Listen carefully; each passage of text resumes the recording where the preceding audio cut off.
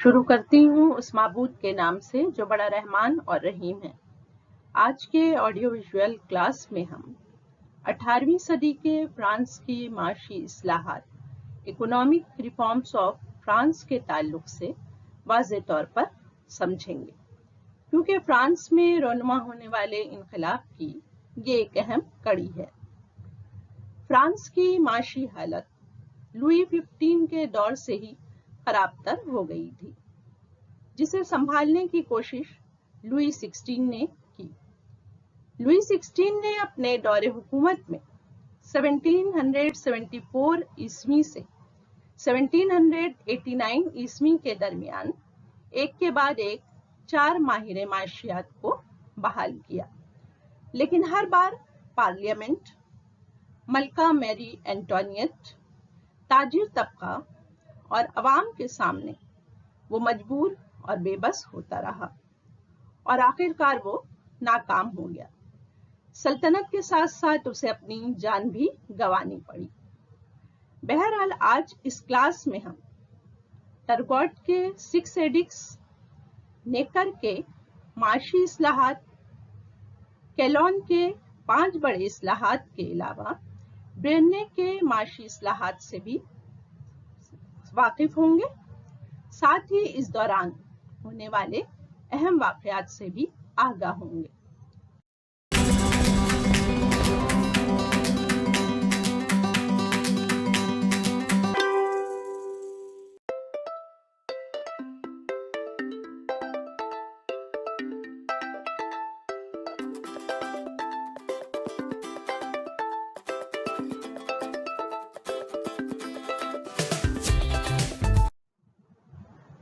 لوئی 16 نے ٹرگوٹ کو اگست 1774 عیسوی میں بطور کنٹرولر جنرل معاشیات بحال کیا۔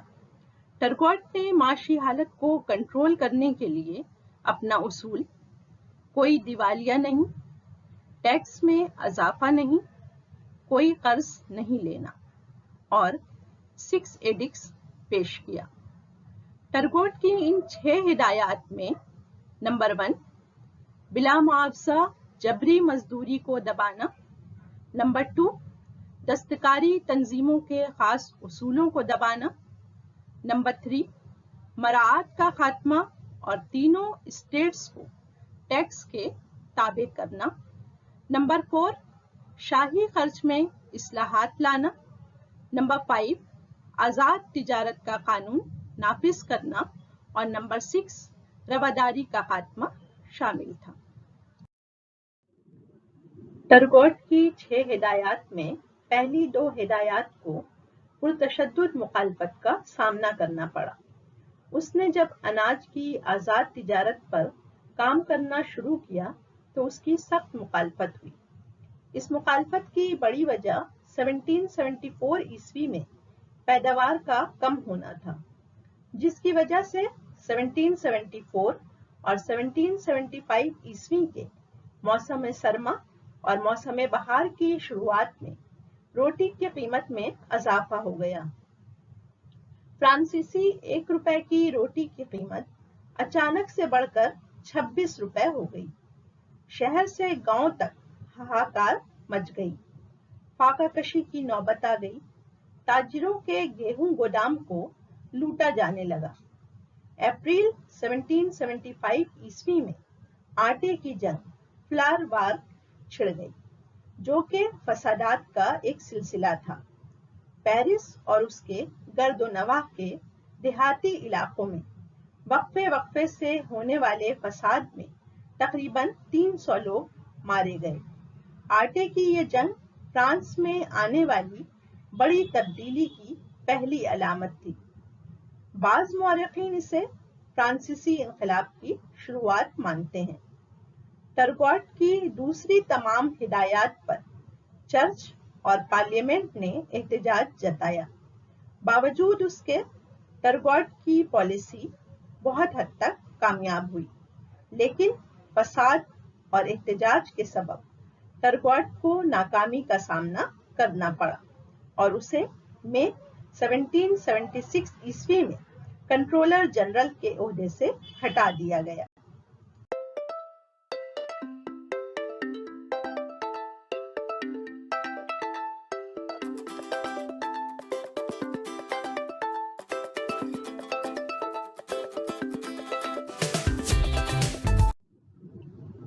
अक्टूबर 1776 ईस्वी में जैक्स नेकर को शाही खजाने के डायरेक्टर की जिम्मेदारी सौंपी गई और जून 1777 ईस्वी में उसे माशियात के डायरेक्टर जनरल का ओहदा सौंपा गया। वो इस ओहदे पर वक्फे वक्फे से 3 बार बहाल किए गए।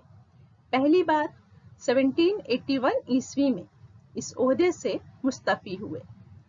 केलॉन और ब्रेन्ने की नाकामी के बाद 1788 ईस्वी में दूसरी बार बहाल किए गए और तीसरी बार जुलाई 1789 ईस्वी में 1 माह बाद ही उन्हें दोबारा माशियात का चार्ज संभालने के लिए बुलाया गया।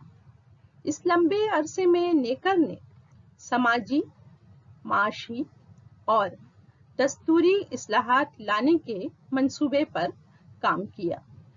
नेकर ने अपने पहले दौरे वजारत के दौरान 3 इस्लाहात पेश किए।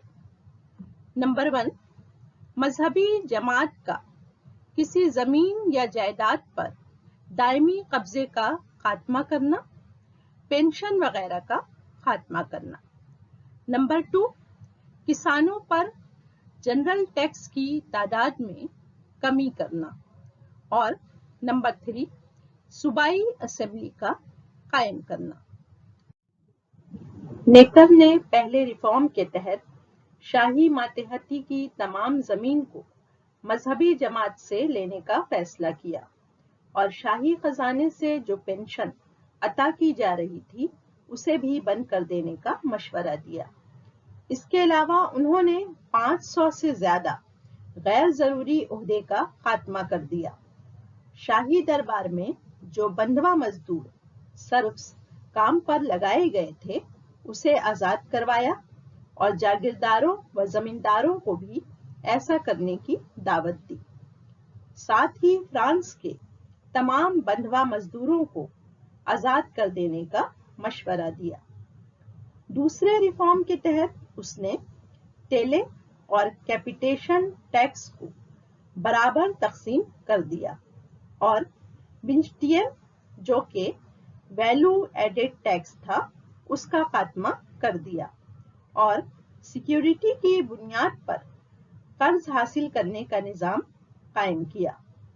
और अपने आखिरी रिफॉर्म के तहत जैक्स नेकर ने सूबाई असेंबली कायम करके तीसरे तबके को असेंबली में पादरी और उमरा के बराबर रिप्रेजेंटेटिव शामिल करने और फर्द के एतबार से वोट देने का हक फराहम किया। उसके पहले और तीसरे इस्लाहात को मुखालफत का सामना करना पड़ा, इसलिए फ्रांस के तमाम सूबों में असेंबली कायम नहीं की जा सकी। उसने कर्ज हासिल करने के लिए 1781 ईस्वी में रिपोर्ट टू द किंग नामी किताब लिखी। इन तमाम इस्लाहात के बावजूद नेकर ने एक बड़ी गलती ये की कि उसने अमरीकी इनकलाब में फ्रांस की माशी हिस्सेदारी की गलत तादाद पेश की। नतीजे में हिज़्ब मुखालिफ जमात और मलका मैरी एंटोनियट के इताब का शिकार होना पड़ा और मई 1781 ईस्वी में अपने ओहदे से उसे इस्तीफा देना पड़ा। नेकर ने अपने दूसरे दौर में भी समाजी और दस्तूरी इस्लाहात पेश किए, लेकिन उसे कोई अहमियत नहीं दी गई। ये इस्लाहात ऐसे वक्त में पेश किए गए जब माशी सलाहकार फ्रांस की मईशत को बचाने में नाकाम हो गए थे और कौमी इजलास के तौर पर स्टेट जनरल का इजलास बुला लिया गया था। उसने समाजी इस्लाहात में तीसरे तबके की बराबर की नुमाइंदगी और ब्रिटानिया के तर्ज पर बाई कैमरल लेजिस्लेचर यानी दस्तूरी शहनशाहियत कायम करने की बात की थी। नेकर ने अपनी वजारत के तीसरे दौर में भी फ्रांस की तेज रफ्तारी से घटती मईशत को संभालने की کوشش کی، لیکن ملک میں انقلاب آ چکا تھا۔ ٹیلرینٹ اور میرابو کی وجہ سے وہ کچھ بھی نہیں کر سکا۔ ستمبر 1790 عیسوی کو اس نے اپنے عہدے سے استعفیٰ دے دیا۔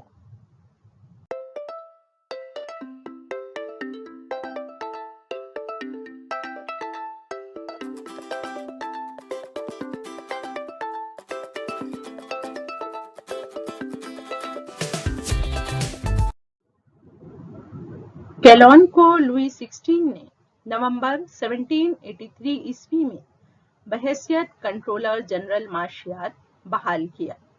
اس نے فرانس کی گھٹتی معیشت کو سنبھالنے کے لیے 5 بڑے منصوبے پیش کیے۔ ان منصوبوں میں نمبر 1 جنرل لینڈ ٹیکس نافذ کرنا، نمبر 2 کوربی یعنی لینڈ لیبر ٹیکس کو نقدی ٹیکس میں تبدیل کرنا، نمبر 3 تمام اندرون ملک چنگی کو منسوخ کرنا، نمبر 4 غلے کی آزاد تجارت کو دوبارہ قائم کرنا، اور نمبر 5 منتخب ٹیکس ادا کرنے والوں پر مشتمل صوبائی اسمبلی تشکیل دینا۔ یہ تمام منصوبے اور مشورے اس نے اگست 1786 عیسوی میں دیے، لیکن اسے منظور کرانے میں اس کے سامنے 2 بڑی مشکلات تھیں۔ پہلا، پارلیمنٹ، کیونکہ اس کے ممبران امرا، شرفا اور برزوا پر مشتمل تھے، جو کبھی بھی ان منصوبوں کو پاس نہیں ہونے دیتے۔ دوسرا، چارلس کیلون کے سامنے فرانس کا بڑھتا خسارہ 11 کروڑ 20 لاکھ لیورے اس کی عزت کا سوال پیدا کر رہا تھا۔ اس نے پارلیمنٹ کو نظر انداز کر کے اسٹیٹ جنرل کا اجلاس طلب کرنا چاہا، لیکن یہ راستہ بھی جوخم بھرا تھا، کیونکہ 1614 عیسوی سے اب تک اسٹیٹ جنرل کا کوئی اجلاس نہیں بلایا گیا تھا۔ آخرکار اس نے سب سے محفوظ راستہ اسمبلی آف نوٹیبلز کا بلانا مناسب سمجھا۔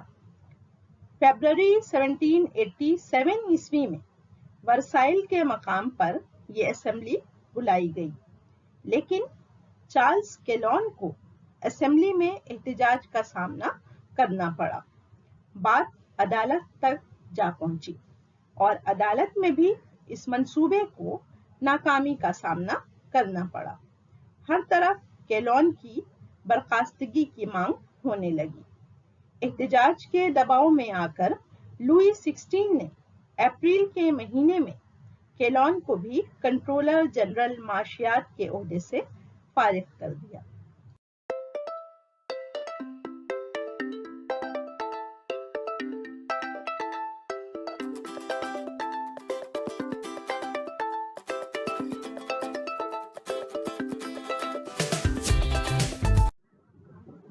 مئی 1787 عیسوی میں ملکہ میری اینٹوانیٹ کے رسوخ پر بریننے کو فرانس کو معاشی طور پر کنگال ہونے سے بچانے کی ذمہ داری سونپی گئی۔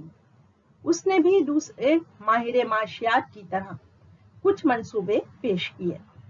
چارلس کیلون کے اصل منصوبوں پر کچھ الٹ پھیر کر کے نیا منصوبہ پیش کیا۔ ان منصوبوں میں کوربی ٹیکس کا خاتمہ، زمین پر نئے ٹیکس کا نفاذ، جس میں یہ کہا گیا تھا کہ جب تک ملک کی معیشت بحال نہیں ہو جاتی ہے اس وقت تک مدد کے لیے سالانہ ٹیکس حاصل کیا جائے گا، اور ذاتی ٹیکس کی ادائیگی پر ملنے والی چھوٹ کا خاتمہ شامل تھا۔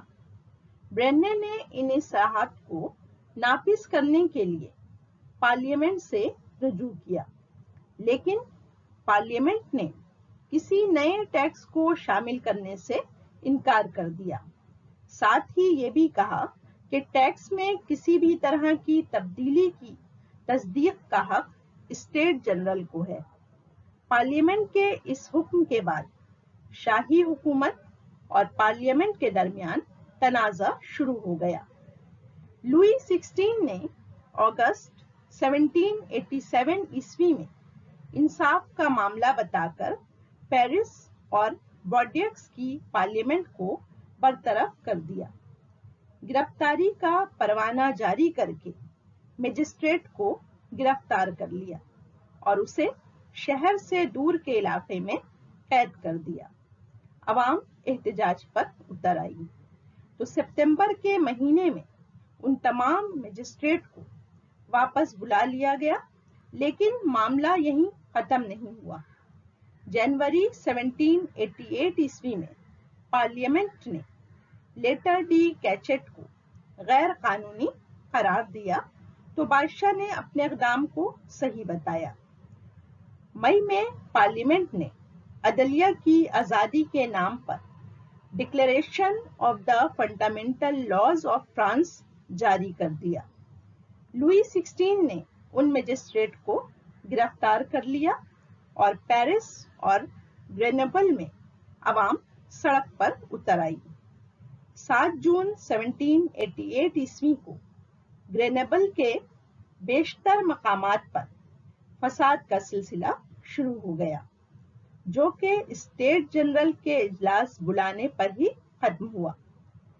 उस दौरान ब्रेने का माशी इस्लाहात नाफिज नहीं हो सका और फ्रांस कंगाल यानी बैंकक्रप्ट हो गया।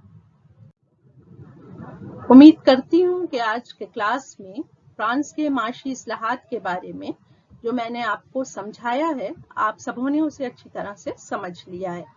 एक नए टॉपिक के साथ इंशाअल्लाह ताला आप सबों से जल्द ही मुलाकात होगी। तब तक के लिए सर्वसमी को दीजिए इजाजत। खालिक कायनात हम सबों को अपने हिफ्ज़-ओ-मान में रखें। आमीन।